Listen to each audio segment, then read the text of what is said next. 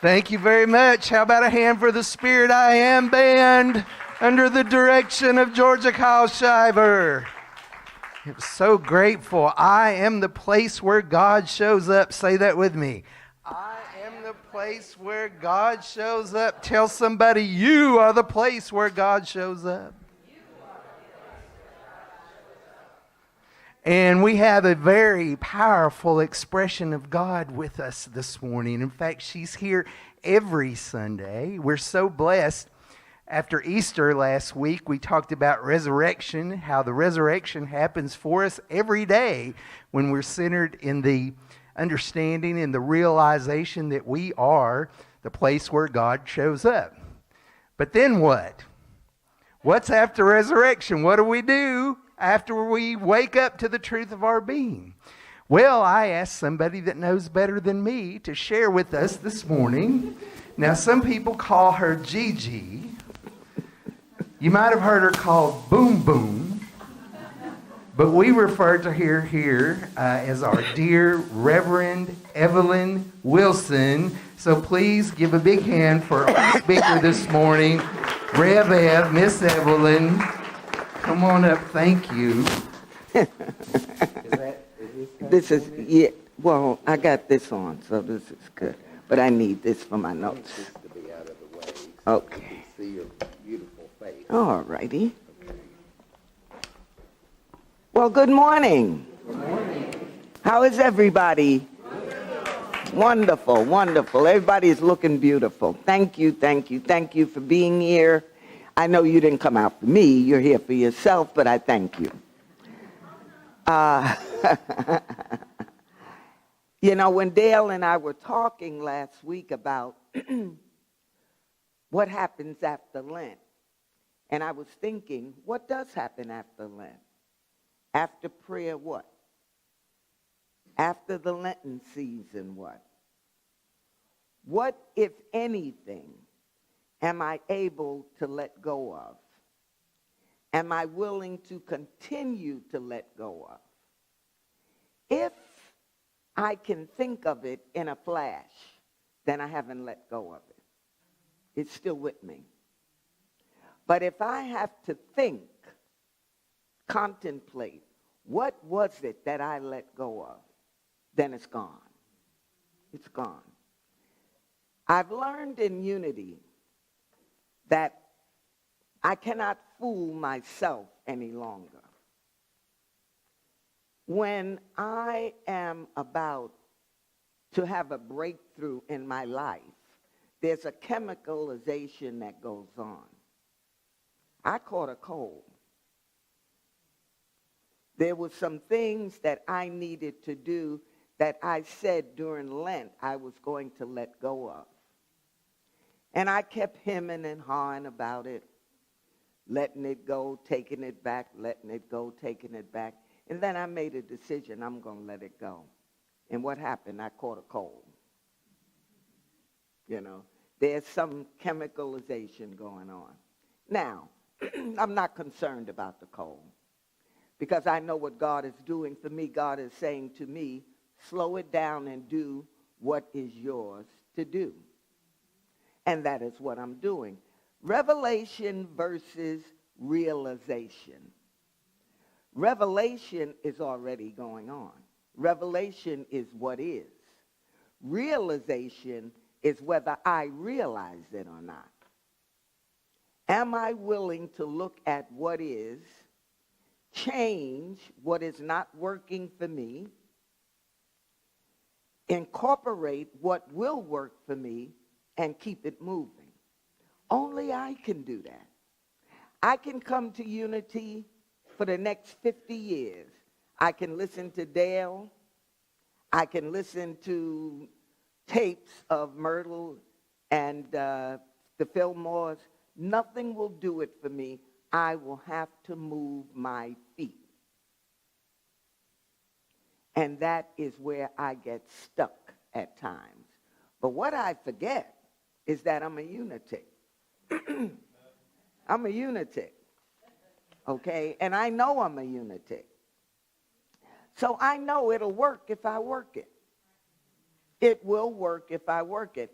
Now, I heard Johnny Coleman say that at one of the POT conventions that I've gone to, but I've also heard that in a 12-step program. It'll work if you work it. You know, I equate the 12 powers along with the 12 steps. All of them require me to do some work. What kind of work am I to do? If I am going to unhook myself, if I'm going to say I'm going to let go of this for 40 days, and I'm really able to let go of it for 40 days, but on the 41st day I take it back, what happens? I stop doing the work. What is the work? What is the work for Evelyn? What is the work for you? What did I do in those 40 days, if I was able to let it go, that I'm not doing now? Think about it. I thought about it. What, for me, was a blocker was fear. F-E-A-R. F-E-A-R. There's so many acronyms for fear. False evidence appearing real. Face everything and run. You know, we got so many acronyms for fear. But fear was at the bottom of everything. Fear was my choosing some things to let go of for Lent, because if I wasn't fearful, I wouldn't even have chosen those things to let go of. But I had the courage during those 40 days to let it go. And I'll tell you something.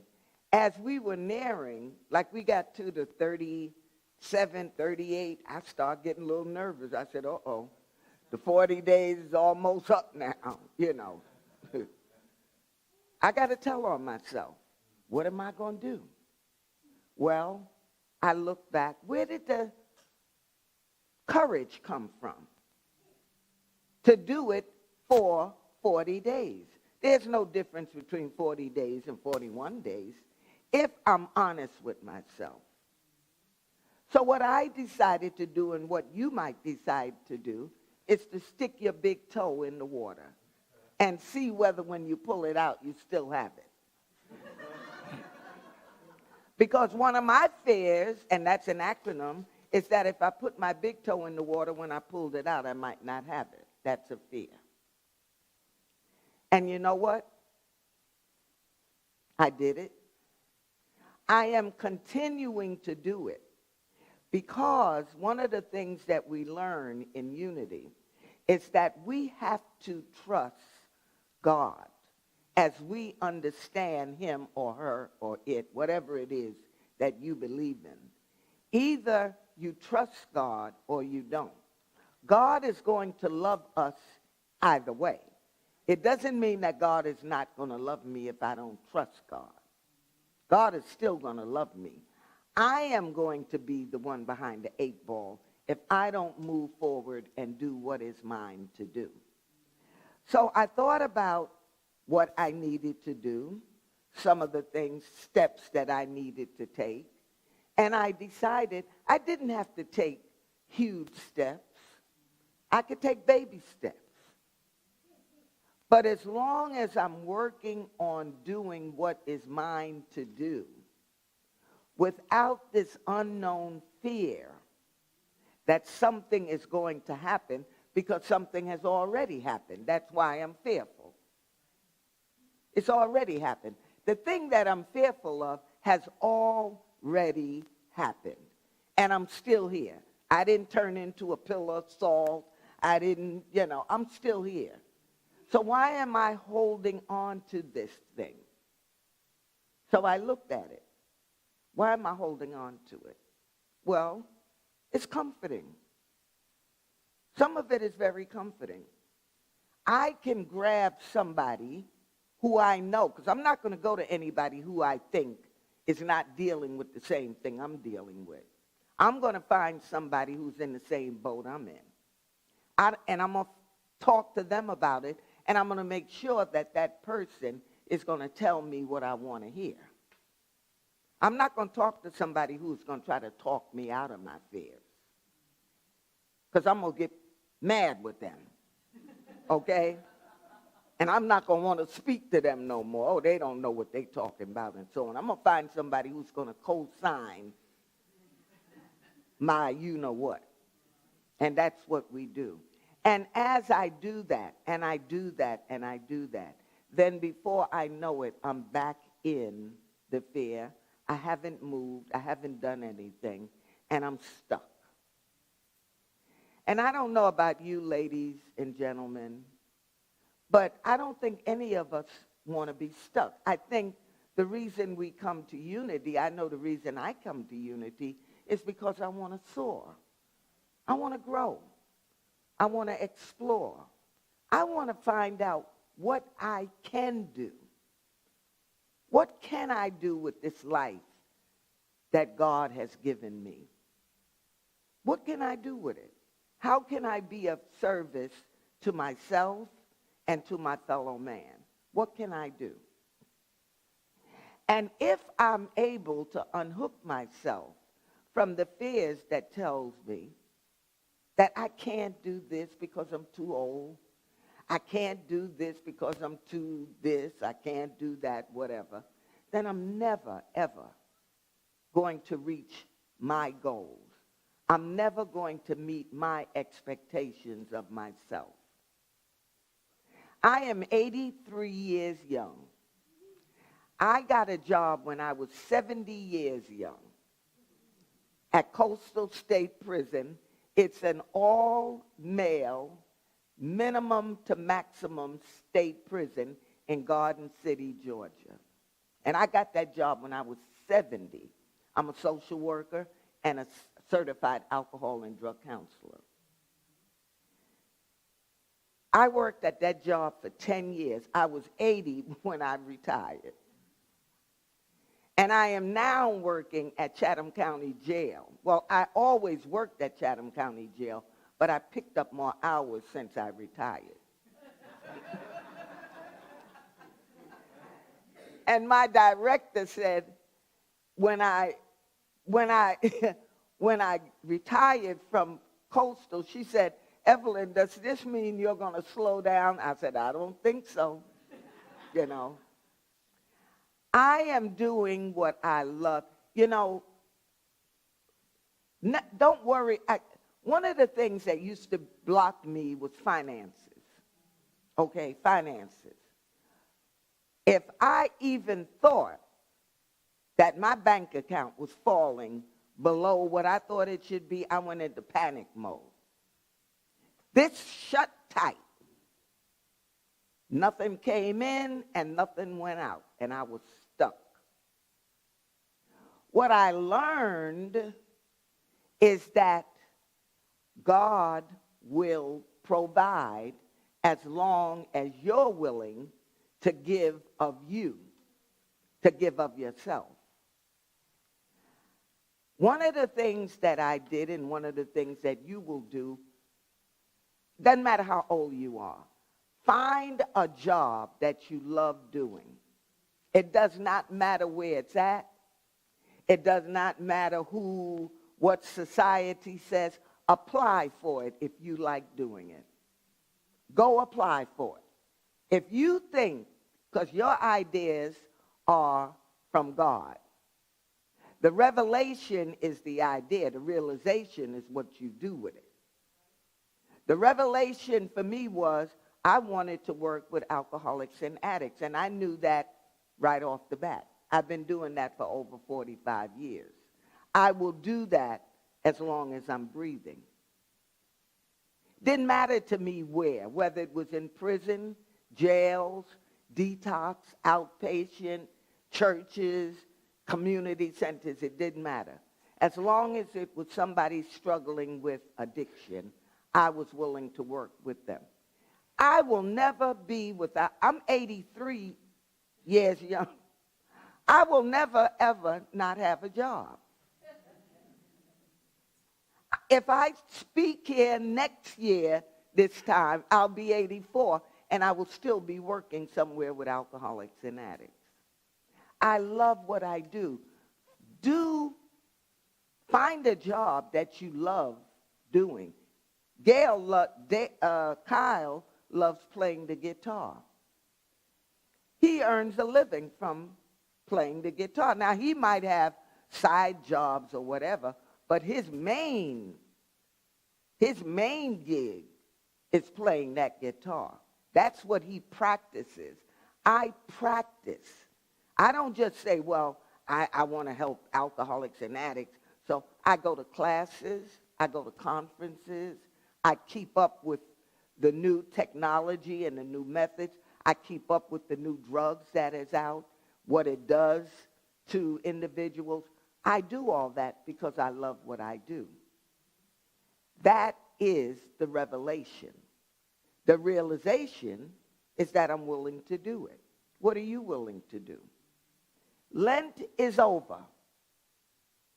I always had a problem with Lent anyway. I never, because if you could do something for 40 days, you could do it for 41 days, But Christian society says Lent, I used to say, well, I'm going to give up smoking cigarettes. I never made it past the third day. Never made it past the third day. And I knew then, as I know now, it has nothing to do with Lent. It has everything to do with the God of my understanding. And that is just a time of the year that man said, because man said it, give up something. Lent could be any time you want it to be. Well, I decided Lent is over, and I did what it was I said I was going to do, and I'm going to continue. Lent is still going on for me and will continue to go on for me as long as I want it to go on for me. And when I don't want it to go on for me no more, then it will no longer be Lent. That's a word. Okay? And so I say to you, as I say to myself, let's not block our blessings. Let's not block our blessings with a period of time that we think. And it's very interesting.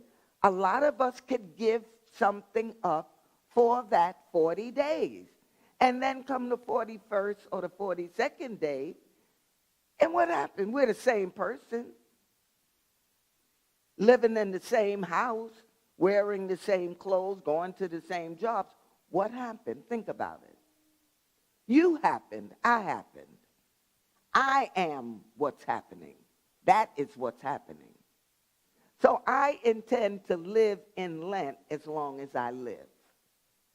Like Eric used to say, God, keep me alive as long as I live.